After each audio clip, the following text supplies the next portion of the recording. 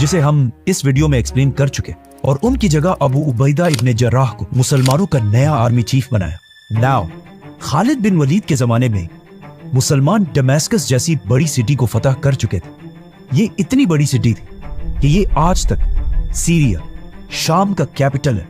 तो अबू उबैदा इब्ने जर्राह की लीडरशिप में मुसलमान इस सिटी से भी आगे बढ़े और रोमन एम्पायर की एक दूसरी बहुत ही इंपॉर्टेंट सिटी तक पहुंचे, एमेसा, जिसे आज होम्स कहा जाता है। एमेसा कोई आम सिटी नहीं थी। इसकी लंबी लंबी दीवारें थी और इन दीवारों के सामने एक बहुत बड़ी नहर बनाई गई थी ताकि कोई इस सिटी के दीवारों तक ना पहुंच सके।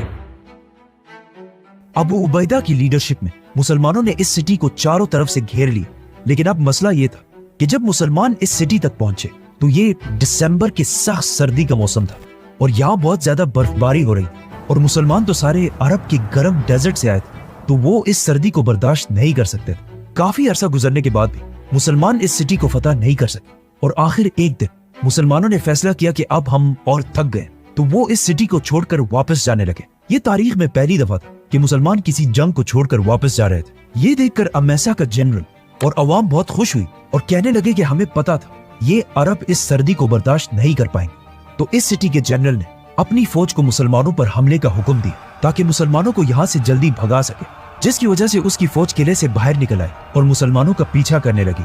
जैसे ये फौज अपने किले के तोपों और तीरों की रेंज से बाहर निकली तो मुसलमानों की फौज अचानक रुक गई और इन पर हमला कर दी, और एट द सेम टाइम मुसलमानों की इन दो फौजों ने भी आकर इस फौज पर हमला कर दिया और इस तरह ये सारी फौज खत्म हो गई और इनका जनरल मारा गया। मुसलमानों की आर्मी की इस जबरदस्त प्लानिंग को देखकर यही लगता है कि जरूर ये खालिद बिन वलीद का ही मशवरा हो।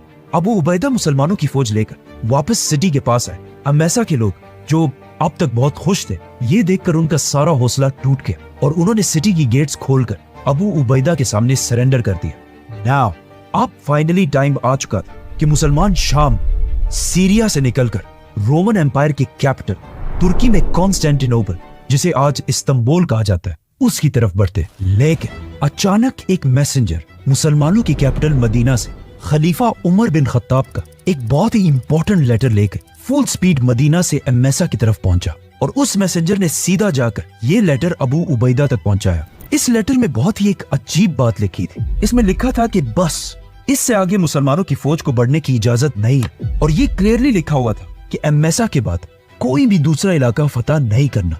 End of course Abu Ubaida और मुसलमानों की सारी फौज ने हजरत उमर के इन ऑर्डर्स को बगैर किसी क्वेश्चन के मान लिया।